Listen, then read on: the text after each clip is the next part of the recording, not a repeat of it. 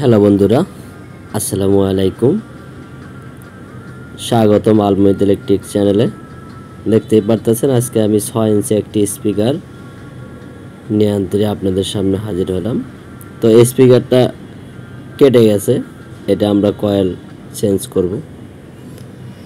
তো কয়েলটি চেঞ্জ করার জন্য সর্বপ্রথম আমরা বক্সের যে ফ্রেমটা আছে এখান থেকে আমরা স্পিকারটা খুলে নিয়েছি। তো এখন কয়েলটা আমরা মেপে দেখব, কয়েলটা কিন্তু ঠিকই দেখাইতেছে। দেখেন আমরা মিটারে মাপ দিতেছি, কিন্তু কয়েল ঠিকই দেখাইতেছে যে কয়েল ভালো আছে। কিন্তু ভালো থাকলে কি হবে, কয়েলটি নষ্ট এবং স্পিকারটি বাজে না। তো এটা আমরা নতুন একটা কয়েল নিয়েছি, দেখতে পারতেছেন এই যে নতুন কয়েল আমাদের মিটার শো করে। এদের ডেন্ডিগাম, ঠিক আছে। তো স্পিকারটা আমাদের বাদতে কীরকম টাকা খরচা হবে, কোথায় পাওয়া যাবে এবং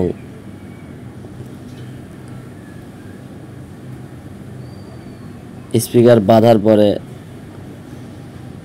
কীরকম সাউন্ড হয়, কোন পর্দায় সাউন্ড বেশি কোন পর্দায় sound com, A to Z connection, মানে A to Z আলোচনা হবে আজকের এই ভিডিওতে।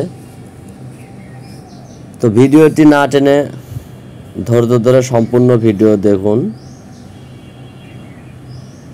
আর ভিডিওটি যদি ভালো লেগে থাকে, আপনি যদি আমার চ্যানেলে নতুন হয়ে থাকেন তাহলে অবশ্যই চ্যানেলটিকে সাবস্ক্রাইব করে দিবেন। তো দেখতে পারতেছেন ছোট পর্দা, এটা আমি খুলে নিলাম। তো দেখতে ওই যে ভিতরকার যে গামগুলো আছে এই গামগুলো সুন্দর করে পরিষ্কার করে নেবেন।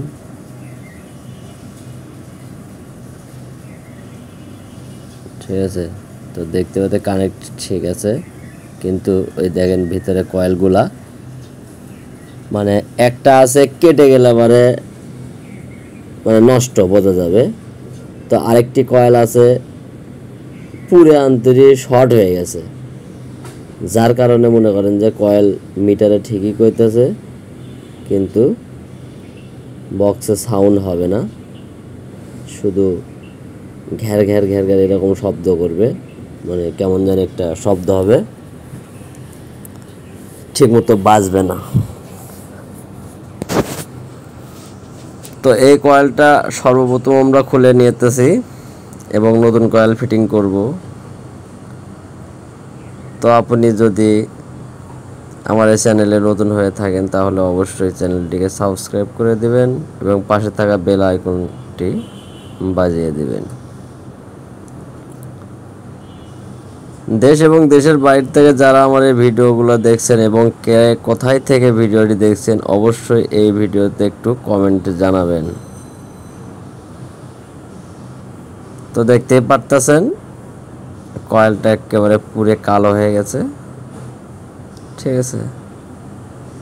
তো আমরা এখন এই যে দেখেন স্টিলের যে কয়েল বাঁধানো আছে এই কয়েলগুলো হেভি, অনেক মজবুত, ঠিক আছে। এই কয়েলগুলো সহজে কেটে যায় না। তো ভিতরে এরকম প্লাস্টিকের পাতলা কাগজ দিয়ে এটা একটু হালকা করে পরিষ্কার করে নিন, যদিও কোনো ময়লা থাকে, আর না থাকলে তো কিচ্ছু করার নেই, তাহলে দরকার নেই। তো এবার আমরা নতুন কয়েলটি এর ভিতরে ফিটিং করব এবং বসাইব। কয়েলের একটা নির্দিষ্ট মাপ আছে, তো মাপের যদি বেশি দূর ভিতরে বসায় দেন তাহলে কিন্তু সাউন্ড হবে না। একেবারে নির্দিষ্ট একটা মাপ অনুযায়ী দেখবেন, যেটুকু কয়েল সেটুকুই যেন এমনি নর্মালে বসানোর সময় যাতে ম্যাগনেটের ভিতরে থাকে, একটু সাবধানে খেয়াল করে লাগাবেন। তো কয়েল আমাদের বসানো শেষ, এখন আমরা ডেন্ডিগাম দিয়ে আনতে সুন্দর করে এটা 70 পাঁচ দিয়ে দিব। যদিও দেখতে পারেন যে অনেক লুজ গ্যাপ আছে, তাহলে সেক্ষেত্রে আপনারা কোনো গেটিস দিতে পারবেন, হালকা করে, না থাকলে তো প্রয়োজন নেই, কারণ এটা মাপের জিনিস, এটা তো কোনো সময় তেমন গ্যাটিসের প্রয়োজন পড়ে না।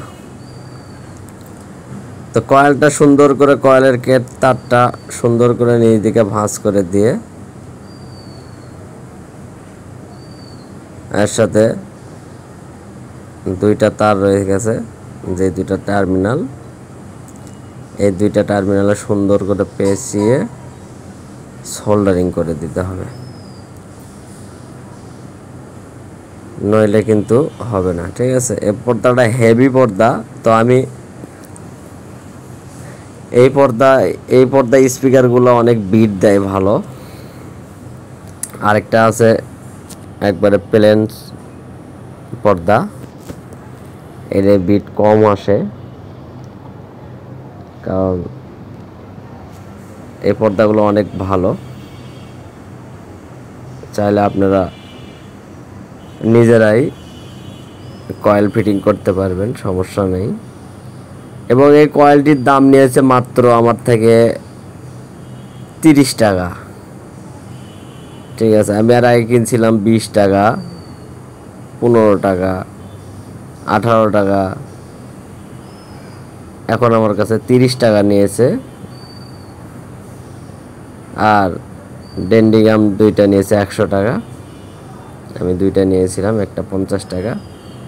তাহলে 30 টাকা আর 50 টাকা 80 টাকা, সর্বমোট 80 টাকা খরচা করে আমরা স্পিকারের কয়েলটা বাঁধতে পারবো। তো আপনাদের বাসায় বক্সের যদি কোনো স্পিকারের সমস্যা হয়, তাহলে আপনারা নিজেরাই পর্দাটা সুন্দর করে খুইলা কয়েলটা ফিটিং করে দিবেন। বিশেষ করে সোল্ডারিং করার সময় একটু খেয়াল করে সোল্ডারিং করবেন, যাতে পর্দাটা না পুড়ে এবং কয়েলের যে কেবল আছে এই কেবলটা যাতে সুন্দর করে তার সাথে লেগে থাকে, আগলা যাতে না থাকে। তাহলে কিন্তু হালকা করে লেগে থাকলে কিন্তু বিট দেওয়ার সময় ছুটে যাবে, তাতে আর ভালো হবে না। তো আশা করছি আমার এই ভিডিও দেখে আপনারা অবশ্যই উপকৃত হবেন, যদি আপনারা পুরো ভিডিওটা মনোযোগ সহকারে দেখেন এবং মাথার ভিতরে রাখেন।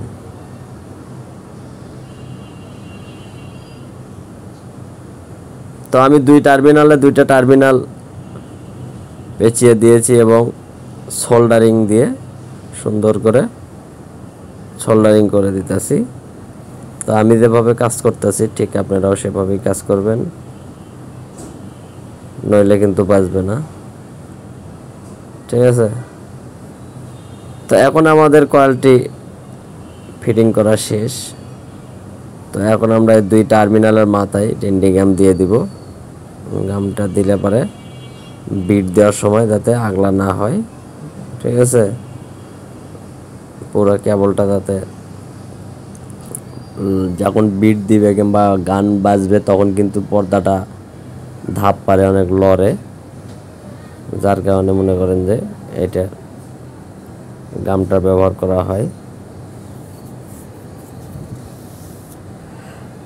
আপনারা চাইলে প্লাস মাইনাস গামও ব্যবহার করতে পারবেন, কিন্তু এটা ছোটোখাটো পর্দা, যার কারণে আমি প্লাস মাইনাস গাম ব্যবহার করি নাই। এখন আমাদের ছোট পর্দায় যে খুলে রেখেছিলাম এই ছোট পর্দাটা এখানে লাগিয়ে দিব, লাগিয়ে আমরা কয়েলটা চেক দিব আবার, তারপরে আমরা বক্সে বাজাইব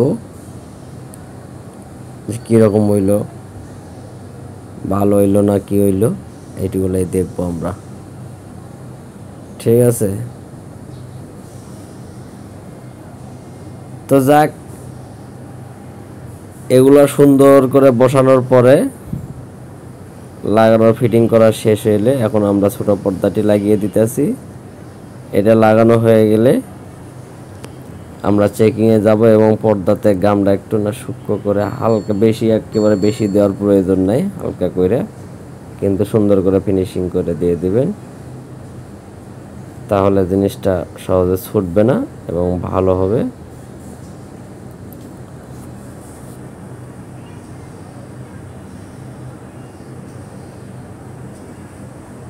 ভিডিওটি যদি ভালো লাগে তাহলে অবশ্যই চ্যানেলটিকে সাবস্ক্রাইব করে দিয়ে পাশে থাকা বেল আইকনটি বাজিয়ে দিবেন।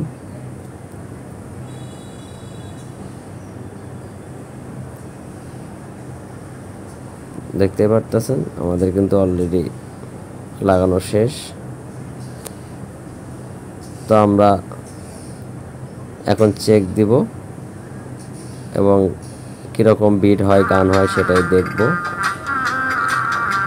তো সবাই ভালো থাকবেন, ধন্যবাদ, আসসালামু আলাইকুম।